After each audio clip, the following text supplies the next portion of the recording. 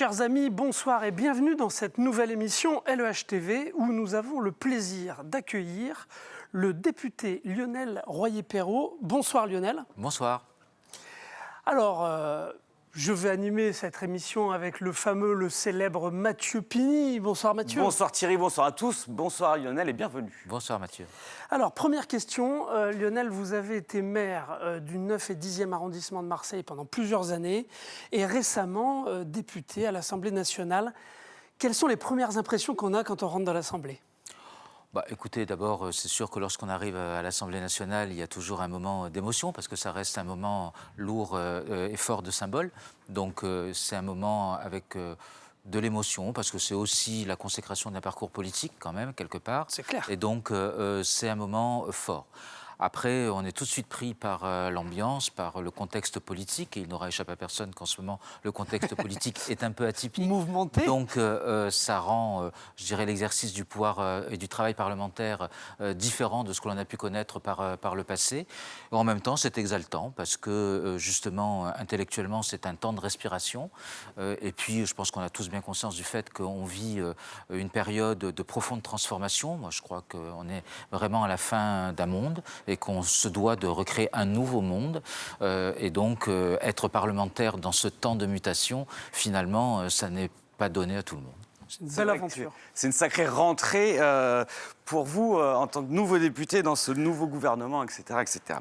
Lionel, justement, moi je voudrais faire un focus sur les sujets nationaux. Est-ce que vous pouvez nous parler un petit peu du sujet qui est au cœur de l'actualité, le sujet de la santé ? Oui, écoutez, comme je vous le disais à l'instant, je crois que sur tous les grands sujets de société qui fondent finalement notre pacte social et républicain, que ce soit la santé, que ce soit l'école, on sent bien que nous sommes à la fin d'un système, d'un cycle, et qu'il nous faut finalement repenser notre modèle social, notre système de santé pour les 50, 100 ans qui viennent. Et donc, du coup, je crois qu'effectivement, on a un véritable enjeu pour les années qui viennent à redéfinir l'articulation entre médecine de ville et médecine hospitalière. On voit bien que l'hôpital, aujourd'hui, supporte en quelque sorte toutes les défaillances du système de soins de ville, que l'hôpital aujourd'hui est à bout de souffle. Certes, on peut revaloriser, le Ségur de la santé a permis de revaloriser certaines filières de santé, mais on ne refera pas l'hôpital simplement par de la revalorisation salariale. C'est important, c'est même crucial pour fidéliser, je dirais, les métiers en tension de la santé, mais ça n'est pas suffisant. Donc on sent bien qu'il y a une quête de sens. Qu'est-ce que c'est que d'être soignant, que d'être médecin en 2022 à l'hôpital public ou à l'hôpital privé et également en médecine de ville. On voit aussi que les médecins, les soignants de la nouvelle génération ont des attentes nouvelles. C'est fini le temps que moi j'ai connu, en tous les cas, du médecin de famille qui arrivait le week-end, un samedi soir à 23h, parce que vous étiez grippé. Aujourd'hui, si vous tombez malade un week-end, ça devient très compliqué pour trouver un médecin. Donc on sent bien que tout cela doit être retravaillé, reformaté, et je trouve que c'est passionnant.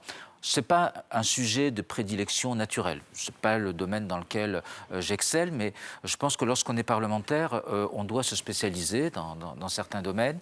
Je pense vraiment, y compris à Marseille, deuxième ville de France, nous avons des déserts médicaux.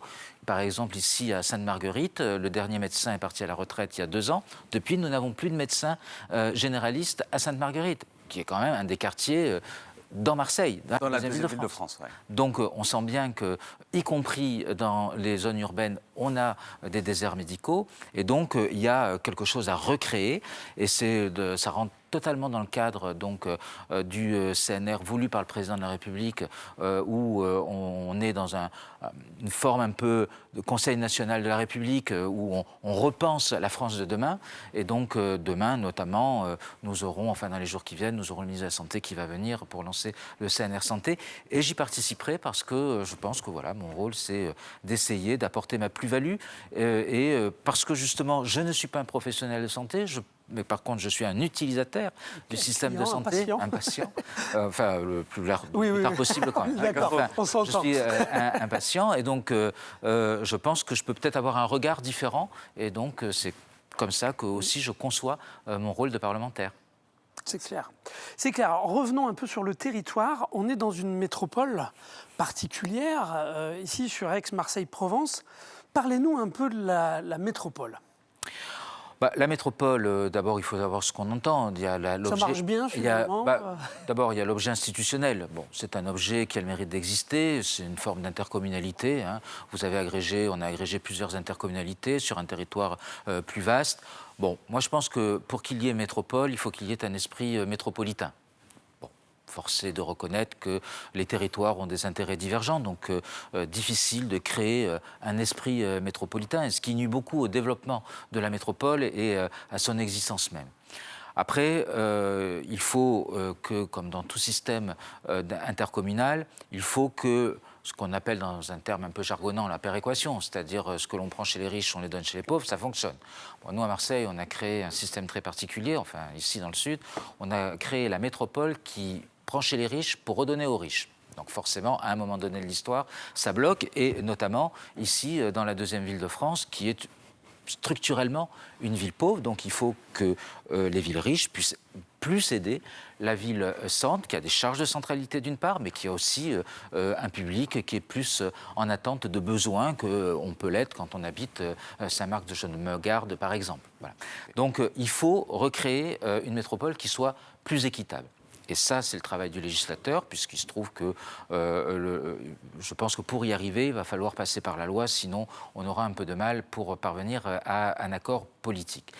Et puis après, il faut rester sur les deux grands domaines de compétences. Développement économique, qui est à partager d'ailleurs avec la région, et puis la mobilité, puisqu'il ne peut y avoir de développement économique et d'attractivité du territoire s'il n'y a pas de mobilité.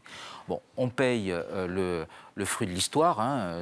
Gaston Defferre, lorsque les métropoles sont créées, Gaston Defferre refuse de créer une métropole à Marseille pour ne pas avoir à co-gérer le territoire avec les communistes. Donc c'est le fruit d'une histoire politique, mais pendant ce temps-là, nous avons d'autres territoires, Bordeaux, Lyon, Toulouse, qui, eux, vont prendre de l'avance, et nous, on aura beaucoup de retard. l'avance. Ouais. Et donc aujourd'hui, il faut essayer de rattraper cela. Donc il faut donner des outils qui soient les mieux adaptés, des compétences qui soient mieux définies. Et en même temps, je pense que ce territoire, il a aussi des enjeux sur les politiques de proximité du quotidien, que ce soit par exemple la propreté, la voirie ou autre. Et là, très sincèrement, je pense que ça doit revenir aux communes, et même mieux pour Marseille, ça doit revenir à l'échelle des mairies d'arrondissement. Et quand on a été maire d'arrondissement et qu'on a géré un territoire comme celui-ci, où nous sommes de 135 000 habitants, qui fait en superficie la moitié de Paris, eh bien, on a touché du doigt, enfin j'ai touché du doigt les limites du système actuel. Et je pense qu'une loi qui a été faite en 1982, c'est-à-dire il y a maintenant 40 ans, nécessairement, elle doit évoluer et elle doit donner plus de pouvoir de proximité. Donc en clair, plus de pouvoir aux maires d'arrondissement, des compétences de proximité mieux définies auprès des maires des communes de la métropole, et une métropole qui se concentre sur le développement économique et la mobilité, avec des moyens qui vont bien. Je trouve qu'il faut évidemment, par des systèmes plus équitables, et bien qu'on donne plus d'argent à investir pour les transports en commun. Je vais vous donner un chiffre. Aujourd'hui, la capacité d'investissement de la métropole, par an, c'est grosso modo 250 millions d'euros à 300 millions d'euros. La bosse d'investissement, c'est-à-dire ce qu'on a besoin d'investir pour réaliser tous les transports que l'on souhaiterait sur ce territoire, 7 milliards d'euros. Donc, vous avez bien compris que si on ne modifie pas les règles du jeu, dans 30 ans, je serai à la retraite, vous le serez aussi, mais vous êtes plus jeune que moi, donc ça arrivera un peu après moi, que ça ne sera pas fait. Donc c'est maintenant, et il faut aussi des hommes et des femmes politiques qui arrêtent de jouer chien et chat et qui travaillent ensemble. Il faut arrêter les postures infantiles et il faut travailler pour Marseille et les Marseillais. Les messages sont passés. Travailler pour Marseille et les Marseillais, effectivement. Et il y a une échéance pour changer la loi? Vous pensez que ça peut se faire? Oui, nous y travaillons. Je ne désespère pas faire passer ça dans le cadre d'un amendement à la loi de finances pour 2023. Alors vous savez qu'il y a la première partie qui a été votée, par le fameux 49.3, n'est-ce pas? Et il y a une deuxième partie dans la loi de finances, et donc il y aura sans doute un amendement qui sera déposé dans le cadre de la deuxième partie de la loi de finances.